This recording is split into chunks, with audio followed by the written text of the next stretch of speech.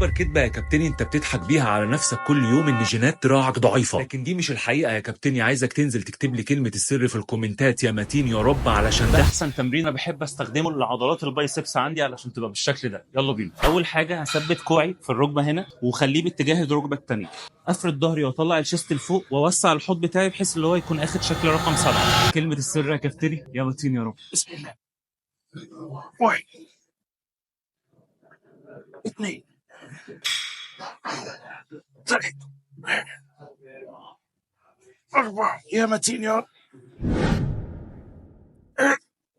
7. اطلع اطلع اجمد يا رب. 8، انزل بالراحة موتها.